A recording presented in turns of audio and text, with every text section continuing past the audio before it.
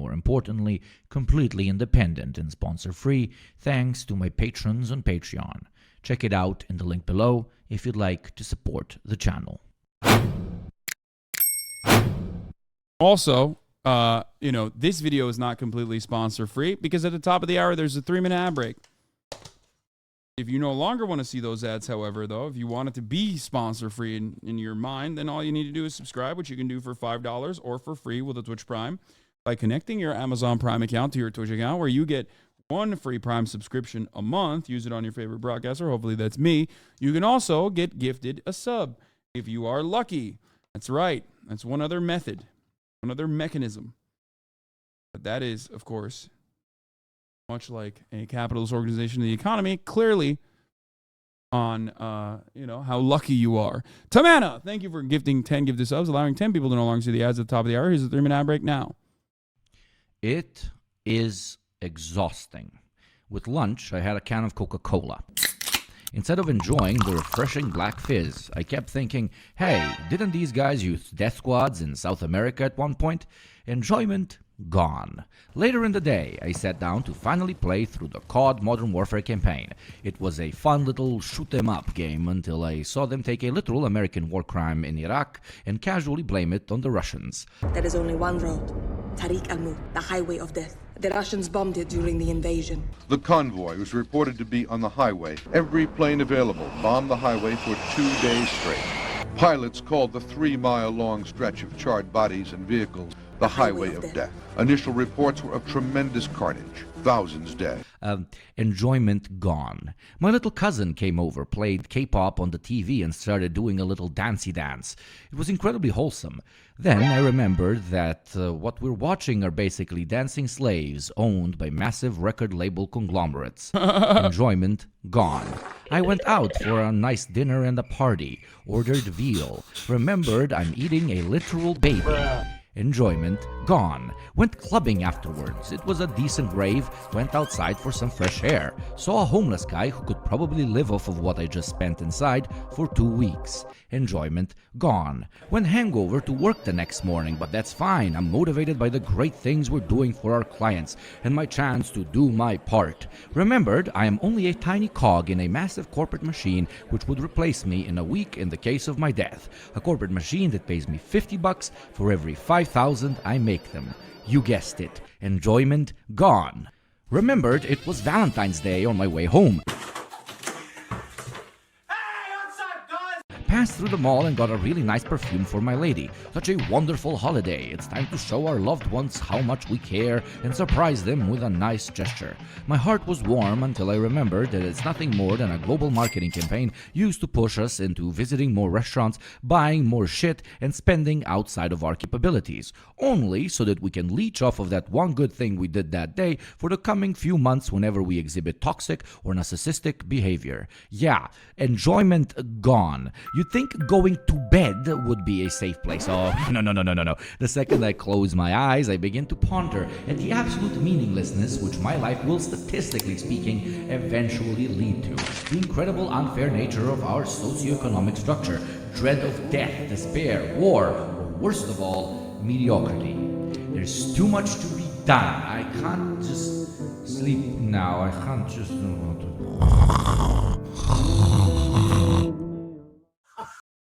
This is why I tell you all the time to enjoy shit.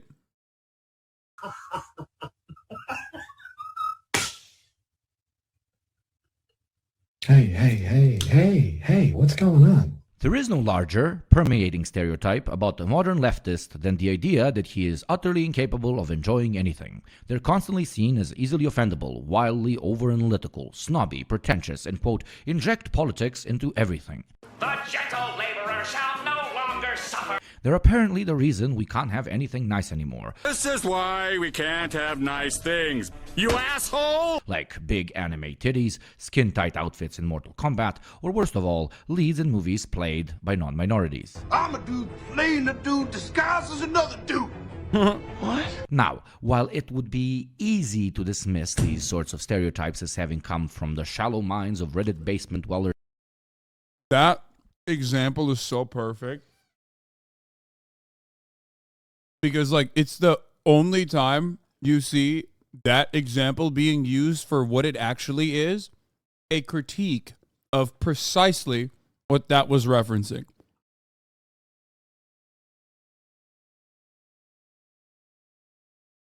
Also, I have yet to meet a single real person who has ever been mad at Tropic Thunder. Ever.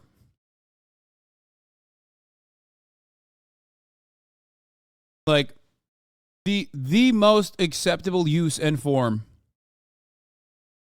and perhaps one of the few acceptable uses and form of educational blackface. But every few months, you have some motherfucker on the timeline, quote unquote, cancel it. But worse than that, other motherfuckers who say, we're going to watch Tropic Thunder because people are canceling it. No one is actually fucking canceling it. It's not real. Okay? It's not a real thing. The video, the movie itself is quite literally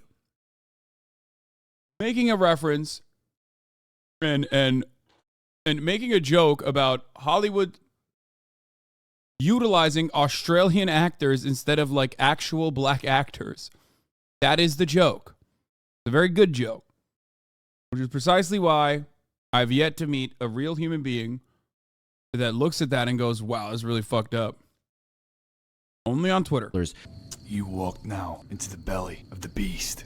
I suspect that you've heard of me before. Which had spread like wildfire in the days of the dark YouTube ages of the 2016's anti-SJW craze. I sincerely doubt there is any self-conscious, politically left-leaning person out there who wouldn't, at least to an extent, admit that there is some truth to, well, this stereotype. I mean, come on, we can be pretty insufferable sometimes. I found myself explaining to a guy who just got broken up with how it's capitalism's fault as he was literally crying in front of me. I caught myself switching movies off midway because of an idiotic ahistorical depiction of some past event. Buying literally anything new makes me feel like a total schmuck because at the baseline of it all, I understand that I'm just doing it because I internalized this or that advertising campaign's image of a totally unnecessary product. But, and this is a big but, there is a massive difference between the self-critical view leftists have of themselves not being able to enjoy anything versus the one coming from the right or center of the so-called political spectrum. The key difference is why they can't enjoy things. One comes from a place of... Well, I can. And not only that, but I tell you, you should. Okay? It's it. That's my argument. You should. Life is too short. We're all going to fucking die. Be the best person you physically possibly can. But also, you know, enjoy the minor delicacies. Enjoy the things that that give you pleasure. Rage at the status quo, at the small and big injustices, while the other rises from a deeply insecure ego that tries to explain away why they, unlike these lefty snowflakes, somehow aren't able to see what the big fuss is about. A combination of massive privilege mixed with the classic, I went through shit, so you should too, mentality. The right implies we can't enjoy anything because we're soft, because we overthink things, because we're easily offendable. The same ideological current that wants to ban TikTok because Chimbiling, CCP, Communist Lizard Chinaman, connect to Wi-Fi, very scary. Mr. Chu, does TikTok access the home Wi-Fi network? Bringing up softness and offendability is like the inbred kettle calling the pot the N-word. I like to argue the opposite. It's not weakness, but rage and anger that guides us. A rage towards an insufferable world we just can't seem to swallow and accept. An anger that builds up with every minute we have to spend pretending everything's all right. One bad hamburger at McDonald's does not make McDonald's bad. What the fuck does that mean? anger, which just like in its physical form, unfortunately sometimes comes bursting out at the worst or most absurd of times. But it's not the anger that is the problem. Nah, I'm not your Zen teacher here. Go buy that somewhere else. The anger is bloody great. It's just misplaced. I don't know about you, but I've always had my fair share of anger issues. My nose was broken twice, and some of my fingers don't even close up completely from how many times I've mangled them against foreheads, noses, and doors. Even though nowadays I write that off as a stupid kid being a stupid kid, I also realize that many of those avoidable events came as consequences of pent-up anger expressing itself at the wrong time, at the wrong place. Pent-up anger which wasn't addressed properly until the bottled up pressure became so hard to handle that something as light as a butterfly's weight could drop it off a cliff. Well, most young and learning anti-status quo people, as I see them, are just that. Angry, confused, lost. Rightfully angry, confused, and lost, but with an unfortunate lack of vision on when punches should be thrown and when they shouldn't. Exactly. There's a reason why. I mean, I love the Deprogram podcast. I've been on their podcast. Or like, you know, you will probably recognize that a lot of the concepts that Yugopnik is talking about are identical to my worldview as well.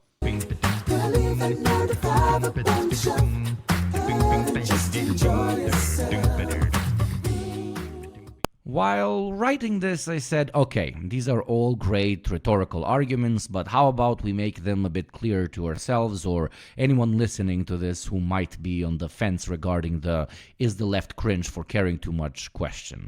So let's just go through, 5 examples of shit leftists seemingly can't enjoy as much as other people and why. Let's get some logistics out of the way first, though. As you might know, I'm not the biggest fan of the term leftist, as it encompasses some ideological movements which are, to say the least, very incompatible. No fighting. No fucking fighting. No fighting. No fucking fighting! Good. Get fucking... But I ask you to stomach through this anti-sectarian utopian dream of mine for the length of this video, as it's both a wide enough and strict enough of a net to cast on the types of people I'll be talking about here. Okay, so here we go. 5 examples of shit leftists seemingly can't enjoy and why. Let's see if we can spot a pattern. News! Talking about news! Still in the news today! Doing it every way! News. News! Why we can't enjoy the news. Usually the way news works in the West is you pick a tribe and then you only watch the shit the people from your tribe show on TV. You foam at the mouth with a pitchfork in hand.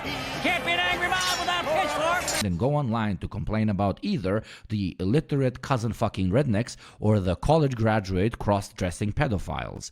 To us from the sideline, the true left, all this seems equally weird and entertaining because we don't really have a news cycle backing anyone like us. Hell, our understanding of how privately owned media works makes most news completely indigestible to us. This is extremely dangerous to our democracy. No matter how objective it tries to be, when news is a business, it will never cross certain boundaries. Boundaries like questioning the system or, God forbid, pitching an alternative to the status quo. 7/21/2021. Oh my god, Hassan has my video in tabs. Oh my god, if you watch my vid, I'll shit myself. Damn, bro, it took me like fucking 2 years. I went on his podcast before I actually ended up watching his video.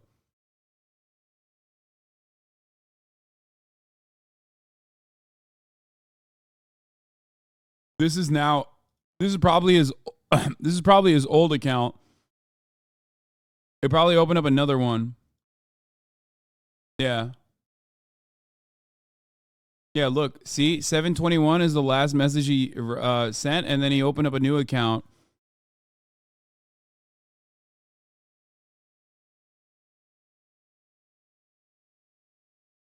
And then swapped it over. Where's your Dua Lipa shirt? I'm a real one, baby. It's me, assholes. Chat betrayal. Push-ups are awesome. Running is made by Satan himself.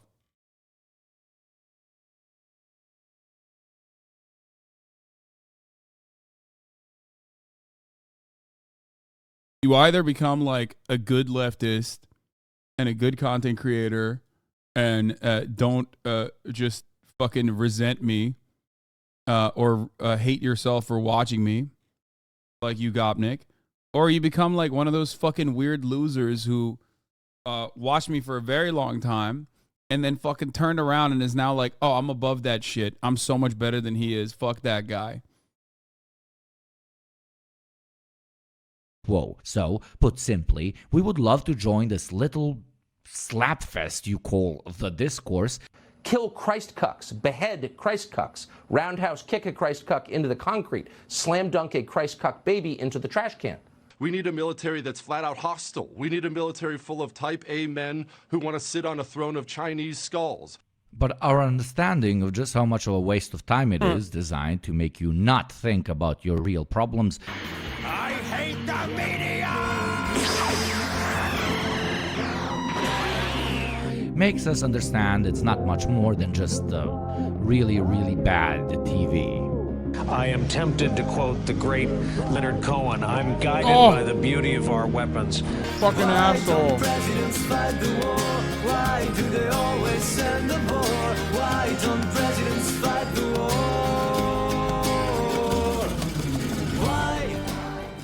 Why we can't enjoy national identity. Look, I'm as proud as any self-respecting Balkan boy of his culture.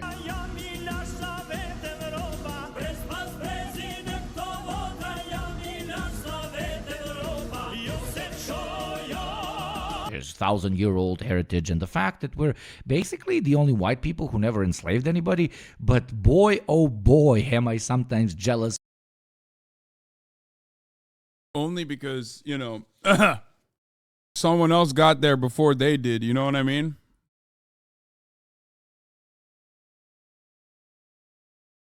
Sorry. I apologize for my people. Of just how big of a part of your personality some of you make it.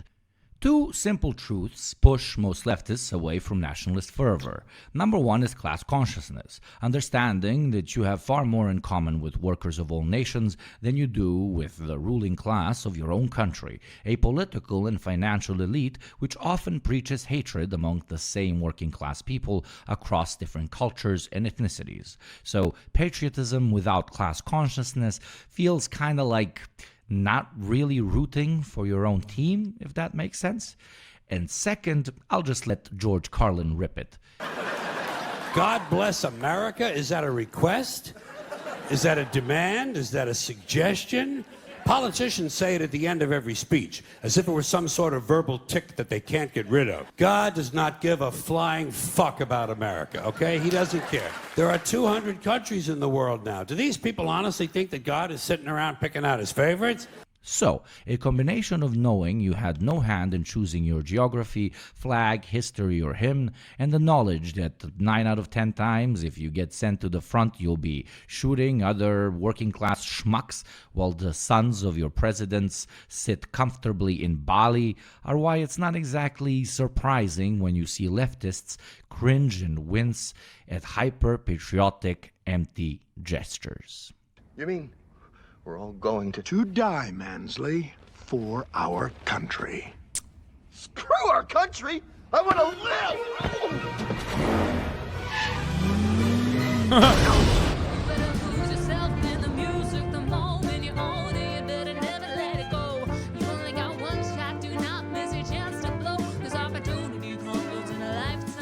Why we can't find comfort in self-help philosophy or New Age philosophy.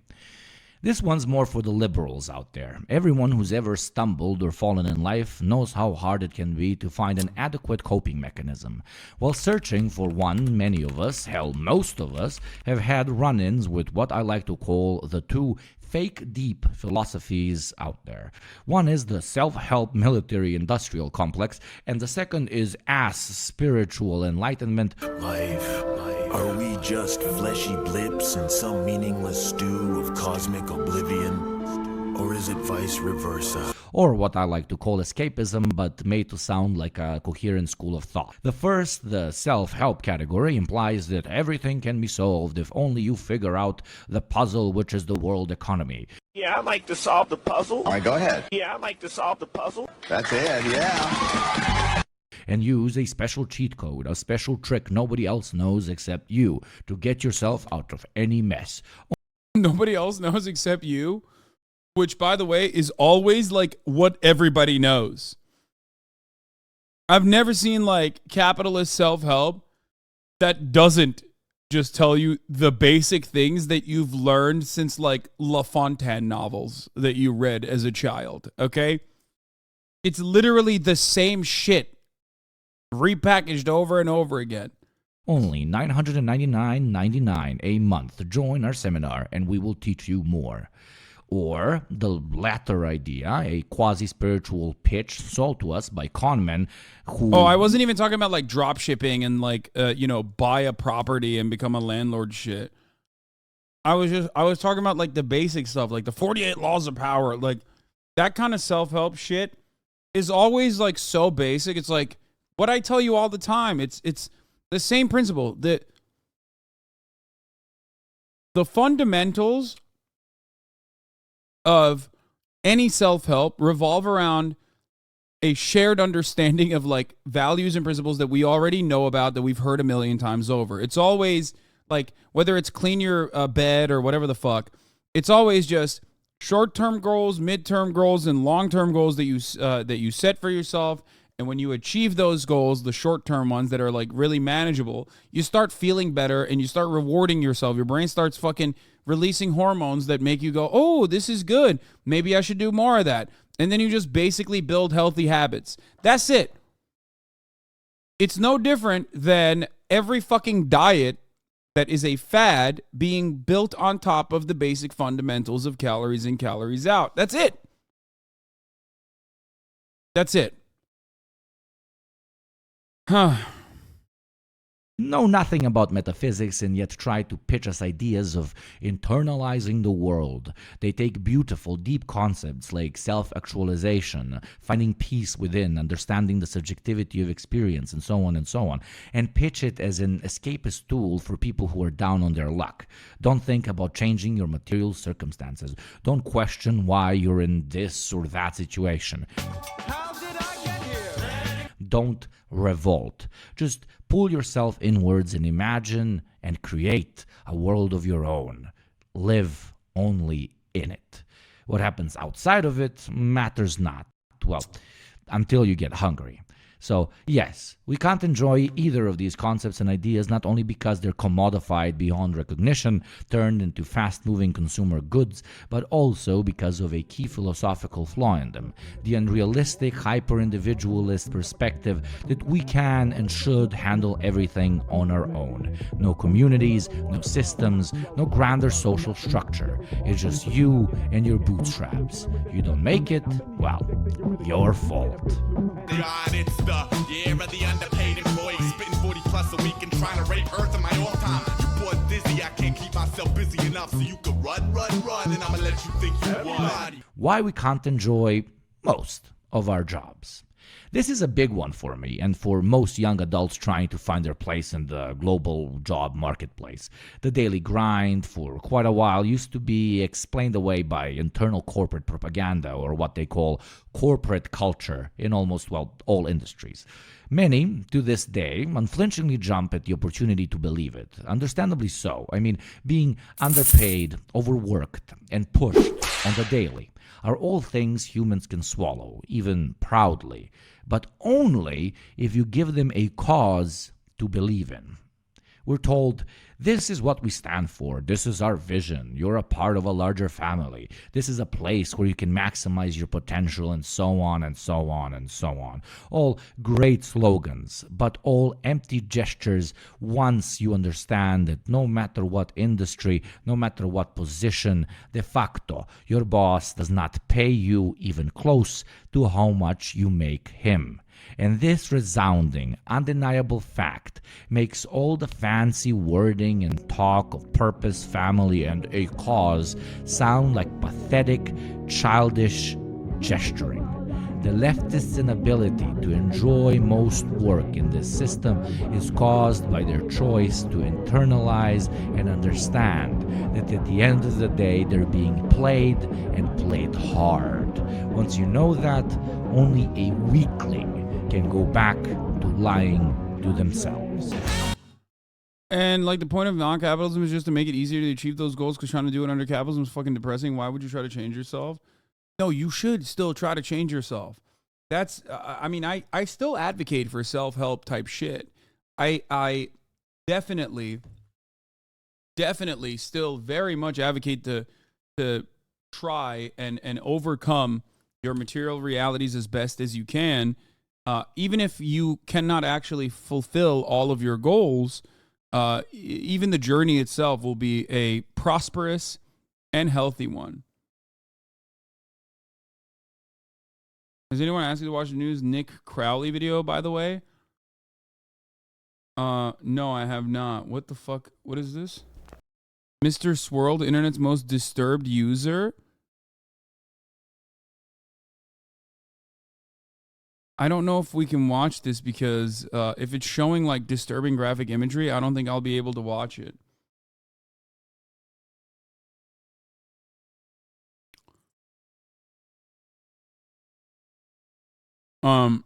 Yeah, you definitely should go to the gym. It'll make you feel better. You know what I mean? Like, reads like a lol cow video. I don't know. In German, police uncovered a hard drive filled with numerous photos depicting graphic images, and inserted within all of them was a man hiding behind a distorted, swirling face.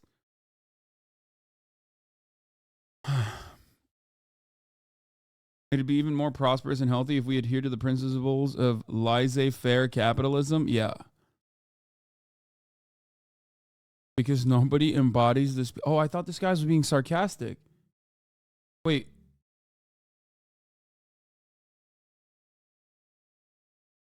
Wait, is this guy being serious? If Ayn Rand had her way, none of these issues would exist? No.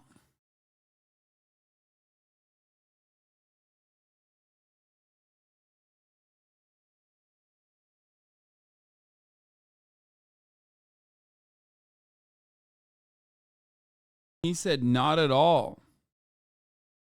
Longtime chatters that stop watching you be like, of course that's your contention. You watch Hasanabi and sub for 9 months. You read Zero Theory, no Marx or Lenin, and naturally say the dumbest liberal shit in chat. Until next year, you will be sub for so long thinking you know more theory than Assam because you watched memes on Marxism.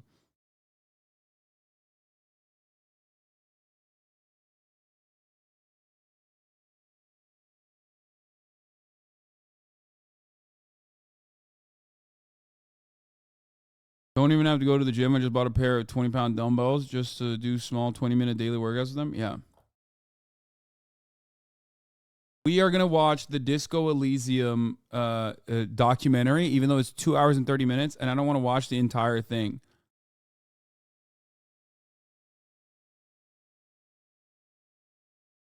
Yeah, I have seen the shit going on with FaZe. We're going to cover that too.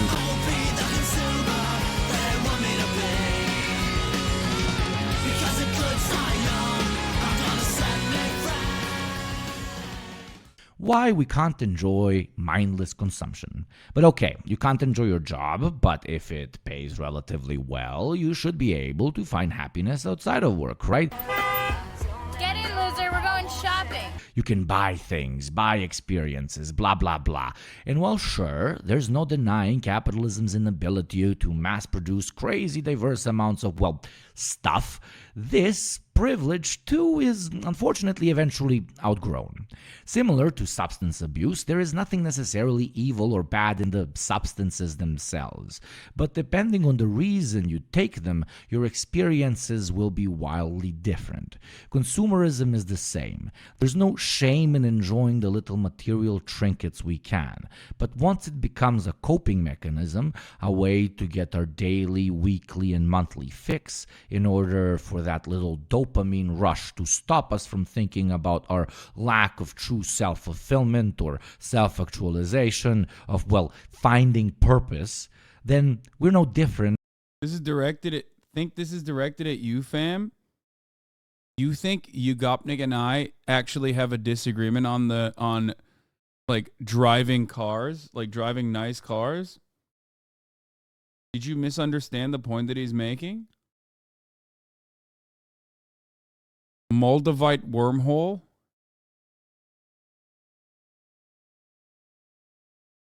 Just messing with you about the consumption stuff. For the record, he is literally a defender. Like, openly a defender. He's a Balkan man. You think he doesn't want fucking a nice car? He drives a Beamer, brother. For the record, just so you know.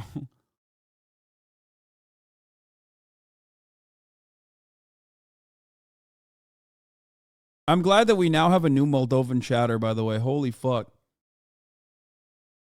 Than an addict, hooked up on a steady supply of Amazon boxes piling up on the front doorstep. We try to tell ourselves we're doing great because, well, look at all the stuff we have.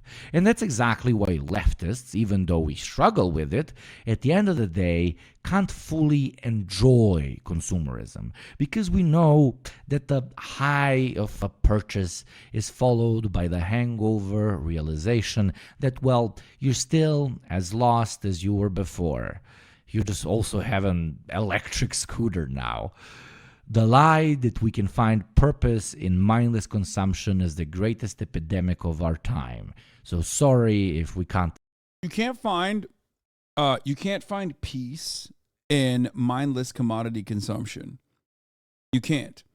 Commodities can't make you feel better, though. You know where you can actually find a genuine peace, though? Peace comes from within, okay? It's the things that I just mentioned with respect to fucking self-help. Not the top of the hour, Chad. It's the middle of the hour. Chill. God damn it. You guys are so fucking crazy. No. It's you only find peace from within by, setting yourself out, setting goals for yourself and achieving them, making yourself progress. Learning a new language, let's say. Fucking working out at the gym. Or the gym of the brain, the library. Fuck. Exactly enjoy it.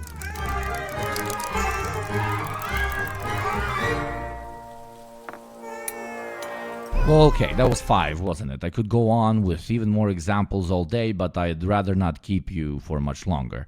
The main pattern between all these examples is simple. The leftist understands that in the current system, be it mindless shopping, the news, chauvinism, job, unfulfillment, or quasi-philosophy, there is a direct struggle between our wants to see the world as what it truly is and constant manipulation trying to steer us away from realizing that.